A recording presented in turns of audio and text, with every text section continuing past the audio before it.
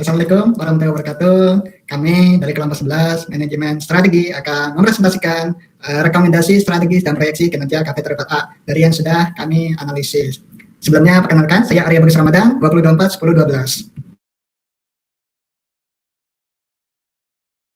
Saya Risna Bisombing dengan NIM 2024 1072. Kita kenalan dulu dengan Cafe Triple A ini. Jadi Cafe Triple A ini itu adalah UMKM di bidang kuliner yang bergerak sebagai coffee shop. Cafe ini beroperasi sekitar lebih dari 8 bulan, sekitar 12 bulan atau 11 bulan. Intinya dia baru aja buka dan ini dimiliki oleh pemuda bernama Iksan.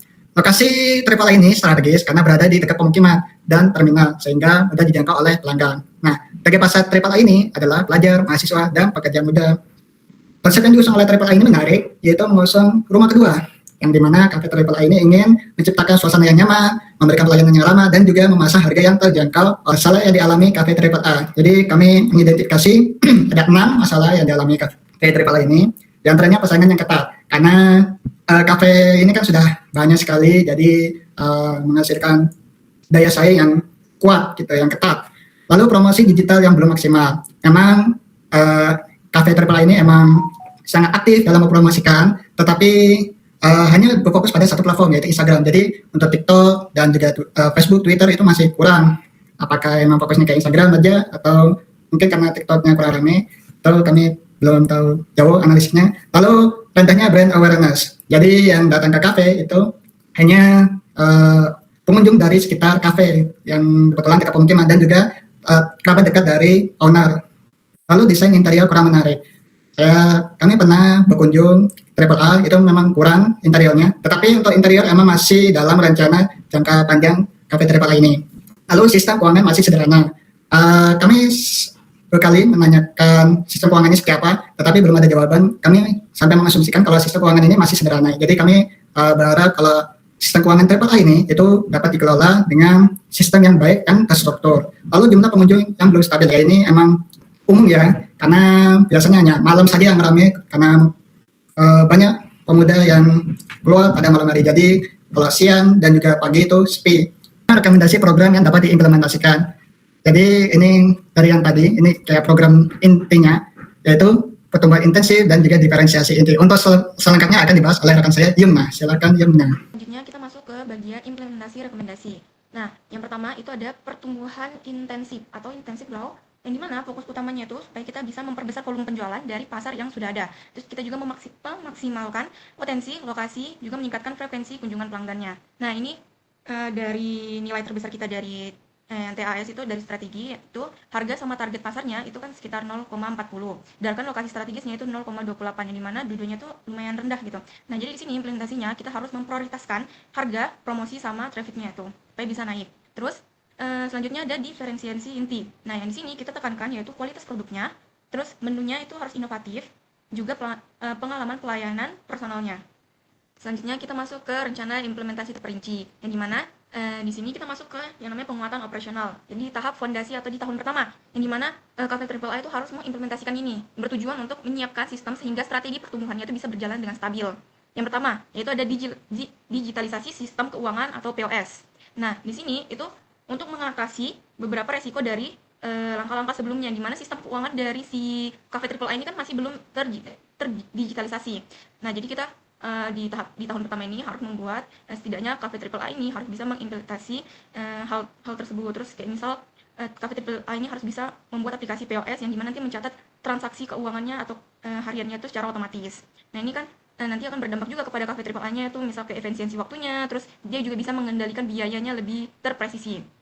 Terus ada optimalisasi promosi berdasarkan TAS minimnya promosi yang sebelumnya tadi. Jadi di tahun ini itu Cafe Triple A itu harus bisa membuat iklan berbasis lokasi. Contohnya misal kayak buat spanduk atau misal promosi pakai selebaran kertas itu mungkin sekitar daerah situ. Terus habis itu buat konten promosi. Mungkin itu bisa karena kafe ya. Kalau kafe kan pasti banyak mahasiswa yang datang juga kan. Nah, itu mungkin bisa kerja sama mahasiswa kayak buatin dong video promosi. Nanti kan dari mahasiswa juga bakal menyebar ke mahasiswa-mahasiswa yang lainnya. Nah, selanjutnya ada penguatan kualitas produk. Yaitu ini tuh harus selaras dengan yang namanya kontrol kualitasnya. Jadi selaras juga sama pendapatan yang dipunya sama si Cafe Triple A-nya. Jadi ini tuh kayak SOP-nya, konsistensi dari SOP si Cafe Triple A itu harus ada gitu. Jadi harus ada SOP-nya. Terus habis itu ada pelatihan buat baristanya. Terus habis itu Cafe Triple A-nya itu dia juga bisa memonitoring kepuasan pelanggan melalui QR feedback dari pelanggan. Next, selanjutnya kita masuk ke tahap kedua. Tahap kedua itu pengembangan diferensiasi. Nah, itu bertujuan untuk menjadikan identitas Cafe Triple A itu lebih kuat. Yang pertama ada pengembangan signature menu.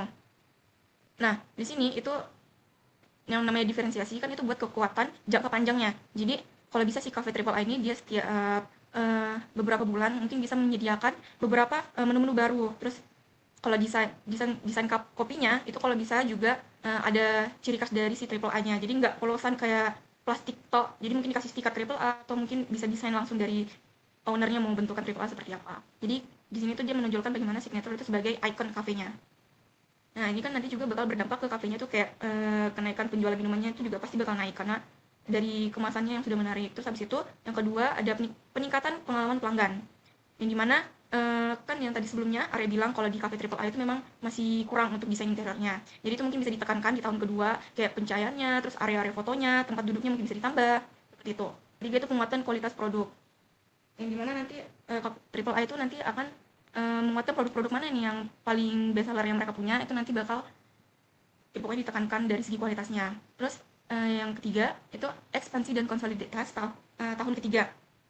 Yang dimana itu bertujuan untuk memanfaatkan momentum pertumbuhan. Yang pertama itu ada evaluasi kelayakan ekspansi. Nah, di sini berdasarkan sama data keuangan tahun pertama sama tahun keduanya, itu nanti bisa dianalisis nih apakah sudah cocok nih kalau misalnya si Cafe Triple A ini udah bisa membuat cabang. Kalau misalnya dari segi keuangannya atau dari segi pendapatannya itu masih kurang, berarti memang harus fokus ke kafe dulu, jangan buat cabang dulu. Terus yang kedua itu pembukaan cabang baru. Nah, ini dilihat lagi kalau misalnya dari traffic, revenue, sama marginnya itu sudah memenuhi standar, maka bisa sudah difokuskan untuk membuat cabang kedua dengan lokasi yang mendukung. Terus yang ketiga, integrasi sistem manajemen terpusat. Nah, di sini itu sudah ada yang namanya sistem POS yang tadi. Jadi semua di cabang-cabang yang si Triple A-nya punya itu sudah ada sistem POS-nya dan kontrol kualitasnya itu di setiap cabang itu sudah disamakan. Jadi laporannya itu terpusat di setiap cabang atau di setiap cabang si Cafe Triple A. Mungkin bisa di next. Nah, selanjutnya kita masuk ke proyeksi hasil strategi atau final dari impact di Cafe Triple A. Nah, ini kita masih memproyeksi gimana peningkatan atau pendapatan yang kemungkinan Cafe Triple A itu punya setelah dia menerapkan hal yang tadi. Nah, yang pertama, di tahun pertama itu mungkin proyeksi pertumbuhannya bakal sekitar 10-12%. Dimana itu peningkatannya itu akan bersifat fondasi masih dasarnya gitu. Jadi kayak sistem digital sistemnya, peningkatan promosi dan perbaikan kualitas sistem pelayanannya itu masih di tahap seperti itu. Terus habis itu efek pertumbuhannya itu belum maksimal karena yang namanya mulai dari awal kan, tapi mulai terasa di kenaikan keuangannya. Terus di tahun kedua itu terproyeksi pertumbuhannya itu sekitar 12-15%. Itu karena mungkin Travel A-nya sudah bisa menerapkan strategi diferensiasi inti seperti yang tadi saya jelaskan kayak pengembangan signature menunya, terus habis itu program loyalitas pelanggannya, juga peningkatan kualitas pengalaman pelanggan. Nah, jadi tahap ini tuh pelanggan itu mulai ngerasa terikat secara emosional dan frekuensi kunjungannya itu pasti meningkat. Di tahun ketiga, proyeksi pertumbuhannya sekitar 15-18%. Itu karena Cafe Triple A itu sudah memiliki basis pelanggan yang lebih kuat. Jadi brand image-nya dia itu sudah lebih tegas serta kemungkinan pembukaan cabang barunya itu ada. Jadi pertumbuhannya berasal dari peningkatan volume dan perluasan pasarnya. Nah, selanjutnya itu ada interpretasi proyek, margin laba bersih. Nah, jadi di tahun 0 ini kayak tahun awal-awal merintis, di mana margin bersihnya itu sekitar 7-8%, yang dimana profit margin Triple A-nya itu masih rendah, karena biaya operasionalnya itu masih belum efisien dan kurang diferensiasi. Terus habis itu, tahun satunya 10%, itu juga mulai meningkat, yang dimana promosinya mungkin lebih jor-joran di tahun itu. Terus habis itu tahun kedua, bisa naik juga 12-13%, sampai di tahun ketiga bisa naik sebanyak 15%. Itu mungkin dari volume penjualannya. Kita lanjut ke interpretasi laporan keuangan terproyeksi. Nah, di sini ada beberapa komponen kayak dari pendapatan, HPP, laba kotor, terus beban operasional, laba bersih. Nah, di sini ini masih harapan kita terhadap Cafe Triple A di tahun pertama, di tahun kedua, dan di tahun ketiganya, yang dimana pendapatannya bisa 112%, yang dimana pendapatan pokoknya 100%, 12%-nya itu keuntungan yang didapatkan. Dan sampai seterusnya di tahun ketiga. Sama juga dengan HPP-nya, laba kotornya, dan laba bersihnya. Ini masih proyeksi dari kitanya. Nah, ekspektasi agenda implementasi atau action plan-nya. Yang ini yang harus benar-benar si Cafe Triple A-nya tuh lakukan. Di tahun pertama itu harus ada digitalisasi, promosinya juga harus lebih kuat, dan evaluasi menunya. juga harus semuanya tuh harus dievaluasi apakah ini menunya tuh udah layak atau enggak, masih layak atau enggak. Terus kalau misalnya udah nggak layak berarti harus bisa disingkirkan, diganti dengan kualitas menu yang baru. Terus habis itu SOP-nya, kualitas SOP-nya juga harus lebih baik. Nah, di tahun kedua itu harus bisa ada signature menu yang baru. Terus loyalty programnya juga baik terhadap pelanggan. Terus habis itu interior dan layanannya terhadap Cafe Triple A pada konsumennya. Terus habis itu tahun ketiga yang harus dilakukan sama Cafe Triple A itu ada studi kelayakan, apakah menu ini memang harus layak, apakah kalian cafe ini udah layak untuk bisa membuka cabang. Terus habis itu adanya sistem manajemen yang terpusat.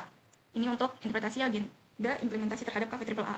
Nextnya mungkin akan dijelasin oleh Rizna. Nah, dari semua itu kita dapat melihat apa saja yang bisa kita rekomendasikan, di mana yang menjadi tujuan tahunan itu, strategi utama itu mereka dapat fokus pada pertumbuhan intensif dan diferensiasi inti untuk menjaga keberlanjutan usaha dan daya saing mereka. Di mana di tahun pertama itu mereka dapat fokus dalam memperkuat fondasi operasional. Jadi target mereka itu dapat meningkatkan penjualan sebesar 10 sampai 12%. Jadi mereka juga menerapkan sistem poster yang tadi yang disebutkan oleh Yumna, di mana mereka akan menggunakan pencatatan keuangan digital. Jadi itu akan meningkatkan jumlah kunjungan pelanggan juga, serta mereka dapat menyusun SOP agar kualitas produk dan layanan mereka lebih konsisten. Nah, di tahun kedua, Cafe itu bisa mulai fokus pada penguatan keunggulan produk dan loyalitas pelanggan. Jadi targetnya itu mereka dapat meningkatkan penjualan menu signature, menambahkan jumlah pelanggan loyal, meningkatkan margin laba bersih mereka, serta memperkuat citra Triple A sebagai kafe dengan pelayanan yang personal dan berkualitas. Nah, di tahun ketiga, tujuan mereka ini akan lebih diarahkan kepada ekspansi dan konsolidasi pertumbuhan. Jadi, kafe akan menargetkan peningkatan pendapatan yang lebih besar lagi, serta jika memungkinkan membuka satu cabang. Jadi, mereka akan menerapkan juga sistem manajemen dan pengendalian kualitas yang lebih terpusat lagi. Boleh di next? Nah, ada juga kebijakan manajerial. Jadi kebijakan manajerial ini yaitu pedoman atau aturan yang ditetapkan oleh manajemen untuk mengarahkan pengambilan keputusan dan pelaksanaan kegiatan organisasi agar berjalan sesuai dengan tujuan dan strategi yang telah ditetapkan. Yang pertama itu ada kebijakan operasional. Jadi kafe akan menetapkan kebijakan bahwa seluruh produk itu harus sesuai dengan SOP mereka, baik dari segi rasa, kebersihan maupun penyajian mereka. Nah, selain itu ada juga pelatihan karyawan yang akan dilakukan secara rutin agar menjaga kualitas pelayanan mereka.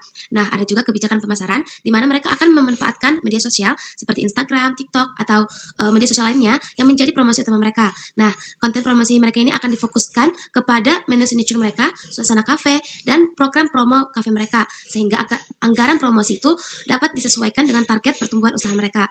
Nah, yang terakhir itu ada kebijakan keuangan, di mana seluruh transaksi mereka itu dicatat melalui sistem pos mereka. Nah, di situ dilakukan evaluasi laporan keuangan secara bulanan agar kondisi keuangan mereka itu dapat tetap terkontrol. Boleh di next?